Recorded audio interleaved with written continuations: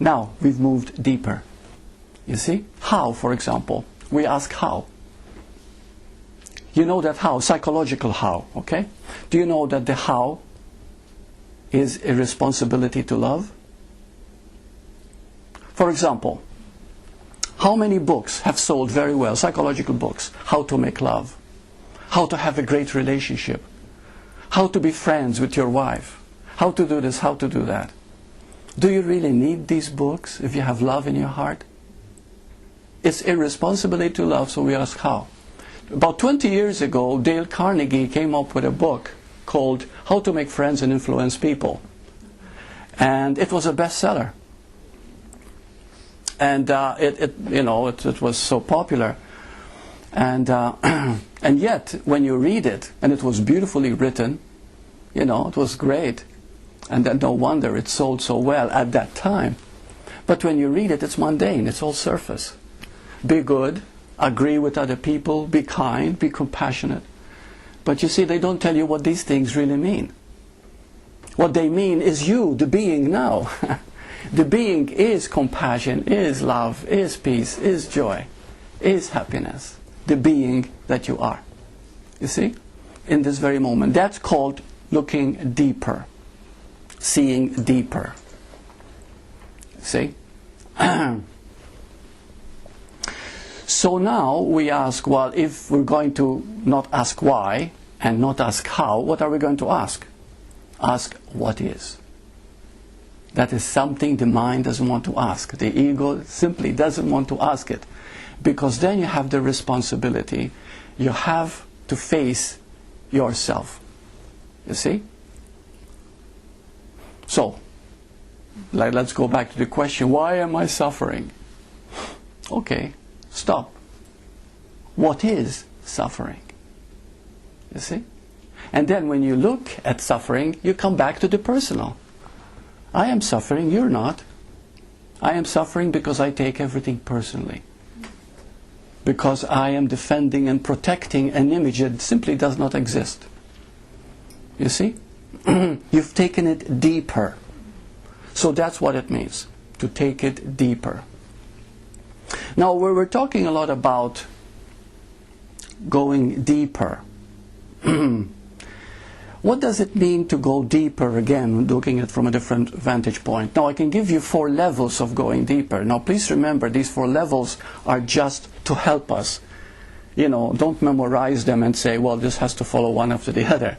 But this is just to help us. Okay. First, when you see a person acting out from the outside, whether it is rage or whether it is envy or jealousy or even violence, or whether it's depression, it doesn't matter what it is. Anything that's happening on the outside, there's only one reason for it. We have to look deeper. What is deeper than that act? You see, we live in such a surface life that the moment somebody is angry at us, we're either upset or we fight back immediately. That's called surface living. That is shallow living. What is deeper than that anger? A feeling of sadness. It is that sadness that causes all these acts. And these acts come out according to the personality of the individual. If a person happens to be very external, very outgoing, very bombastic, then of course they could become violent physically. If a person if a person is quieter, is a more introvert type of person, then they become offended, hurt, and they keep it inside. You see? But the outer circumstances are irrelevant at this point. What is happening is that there is suffering because you're looking shallowly. What is deeper? There is sadness. There is the feeling something is lacking, or something is wrong with me, or I'm missing something. Which is, of course, is a lie we tell ourselves, because nothing is ever missing. You see? So, but then you ask, what is deeper than sadness? What is deeper than sadness? Now we go into the 3rd level. What is deeper than sadness is a need to be whole. A need to be whole. But as long as you have a need to be whole, you can never be whole. It's just like you have a need for love. Everybody has a need for love. You see? But then you're telling yourself, I need love, therefore I am not love. I need to be whole because I don't think I am whole. You see? So therefore, what is deeper than the need for wholeness? What is deeper than the need for wholeness? Wholeness itself. And that's why you want it in the first place. You see? Wholeness is there beckoning. So you've taken it all the way to its depth.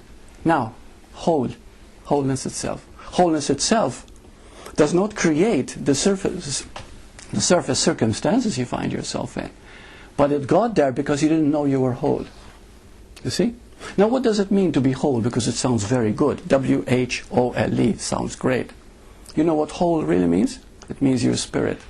It means you're nothing. It means you're emptiness. It means you're a being. You are just energy. You see? Now that is kind of scary to the human. You see? This is where the human and the being have to really get together here. You see? And then you'll find that when they get together, they integrate, that's the whole person. Because there's another part, people say, well, I'm going to live from being now. You see? And then they deny the human frailties, the human negativity, the human this. They deny that. And if you deny the human, you're in worse off condition than before. You see? Because you're separating again. The point is never to separate. It's to accept whatever the human is and take it back to its zero denominator, which is wholeness itself. Okay? No separation. Now we were talking about going deeper. What is better, to transcend or to go deep? To go deep. Okay. Who else would like to say something? What is better, to transcend or to go deep? Same thing. Very good. They're both the same. And the reason I asked is so that we don't get tripped up by words. Okay? Words can say so many things, but in reality, we're always saying the same thing. Like when we talk about emptiness, people say, emptiness. And when you say spirit, oh yeah, I like spirit. You see, but they both mean the same thing. Okay, so this is where you have to listen deeper than the words. What the words are really saying, to understand.